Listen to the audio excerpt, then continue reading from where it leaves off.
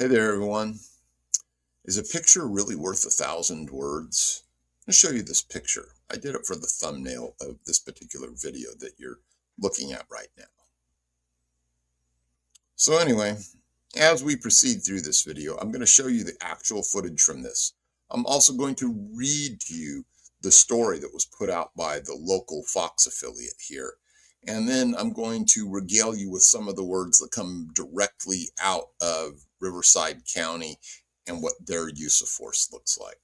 So first of all, the first thing that drew me to this particular thing was this is all the talk right now in California is this incident. Is that amount of talk warranted? What happened here?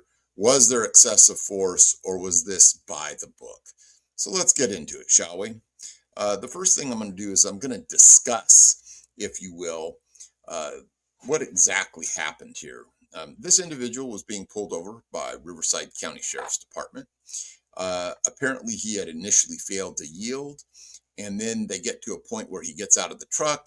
He accosts the officer, and things kind of go south from there. So I want you to look at this just with what you know about use of force, and let's just see kind of what everybody thinks about this. Here we go. Damn, man. I can't cut the damn crop. The lawn thing fucked up on the doing thing. I'm tired of you fucking with me. Face over here. I'm tired of you Face fucking over with here. me. I swear to God I am. Face Get your over here. motherfucking hands Face off over me. here. Get your motherfucking hands off me. You motherfucker. Whatever you gonna do? Hey! Get on the ground. Hey! Get on the ground. Get on the ground. Get on the ground. Get that motherfucker. Get on the ground. Hey! Get on the ground. I'm on the ground, man. Leave that motherfucker alone. You wrong, man. Put your hands behind your back. Get on the ground. Get on the ground. You don't see your ass. You taking me to Get on jail. the fucking ground, Charles. You just shit to your motherfucking ass, man. Every time you take me to fucking jail, I'm putting a lawsuit on your motherfucking ass. Why? Goddamn lawsuit on your motherfucking ass. Every time I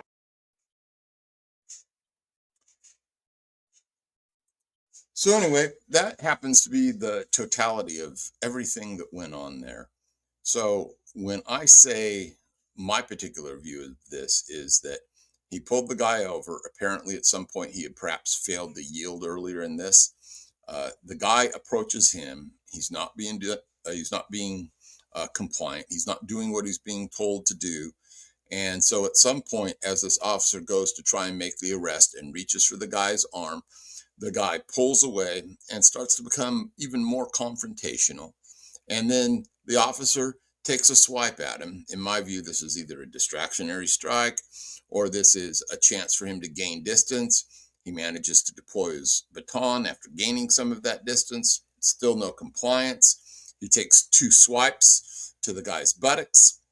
And then at that point right there, the guy finally complies. There's an instant at which he draws back as if he's going to strike again. Perhaps he thinks the guy is about to spring up. Who knows? That strike never happens. So what I want to do is I want to read to you, but first I want to show you again. This is the picture, but without the words at the top that was in this particular article. And I think that the way this article is phrased and them choosing this picture was a case of clearly biased journalism. So let me just go to the story here, and I'm going to read it real quick. I'm going to leave out some of the initial things, but it says, footage from a home security camera shows Beal, the subject in this case, getting out of a truck and a deputy moving towards him. As Beal backs away, the deputy punches his face. The deputy then hits Beal in the leg with a baton several times. You can clearly see it was only 2. Beal was unharmed and does not appear to hit the deputy. So further up from that, though, where they actually lean into this, and when I actually read what the headline says, Riverside County man seen on camera getting punched by deputy. There's absolutely no context provided with regards to that. And then below that, they put the brief in. Video footage shows a Riverside County deputy beating a man during an arrest Thursday morning.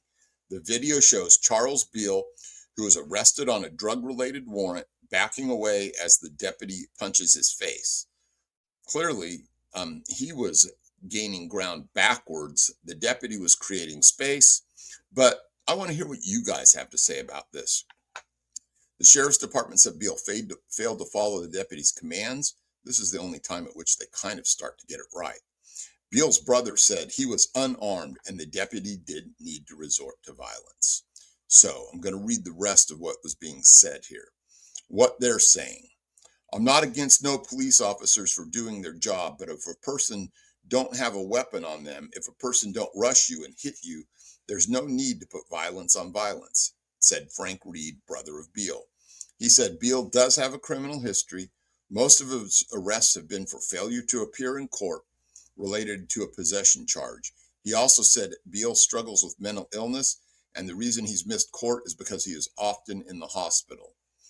From the other side, and this is the only time at which they even start to present anything with regards to Riverside County Sheriff's Department, the department says the incident happened after deputies attempted a traffic stop and the suspect failed to follow the deputy's commands. Beal's brother said authorities misrepresented the reason for the stop to him and claims the deputy has harassed Beal in the past. So we really don't know what that's about. You do see this particular deputy use his first name while trying to gain compliance, though. Justify the stop. If you pulled him over for a traffic stop, why ask him where the drug's at? That's all I'm saying. Because when I came out and asked them, why are y'all stopping him? They said a routine traffic stop, said Reed. So I think that this particular news organization really front-loaded this and didn't give a real and true picture of what was going on. So now I'm going to go over here to what Riverside County has to say about some of their use of force policies. The use of force options following officer presence, command presence, and professional demeanor and or verbal commands. So what did we see here? The individual deputy, he was present. He had pulled him over in a traffic stop. So there, right there, you have command presence. He gave them verbal commands, right? Listed below are restricted to those in which the officer has been successfully trained and authorized. Physical restraint, leverage and control holds, mechanical restraints, pain compliance techniques, defensive strikes and kicks, chemical agents, baton, conducted energy devices, that would be your taser, and lethal force. So what did we see here? We saw him attempt to physically restrain him when he goes for the arm. We saw him go and resort to a defensive strike or kick with his fist in this case. And then we see him deploy the baton and strike the subject twice. I don't understand why all of this is getting such play here in California. I don't understand why they can't look at this particular part of what Riverside County has to say about what an officer, deputy can do in any given situation. So above this is something else that they say.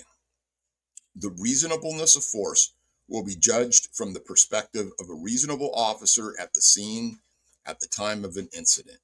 Any evaluation of reasonableness must allow for the fact that officers are often forced to make split-second decisions about the amount of force that reasonably appears necessary in a particular situation with limited information and in circumstances that are tense, uncertain, and rapidly evolving.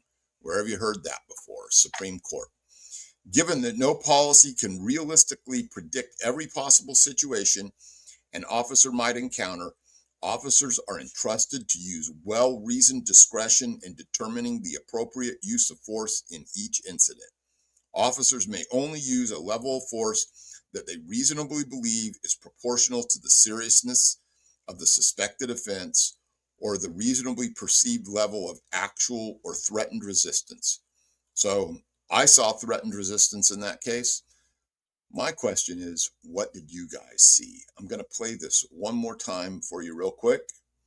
I'm going to add it to the stage. Damn, man. I think got the damn fucking alarm thing fucked up on you again. I'm tired of you fucking with me. Face over here. I'm tired of you Face fucking over here. with me. I swear to God I am. Face Get your over here. motherfucking hands Face off over me. here. Get your motherfucking hands off me. You motherfucker. What them you gonna do? Hey! Get on the ground. Hey! Get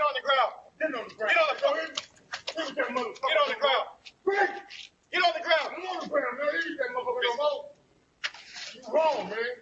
Put your hands behind your back. Get on the ground. Get on the ground. You don't see your ass. You take me Get on the fucking ground, Charles. I do shit to your motherfucking ass, man. Every time you think you're fucking dead. I'm putting a lawsuit on your motherfucking ass.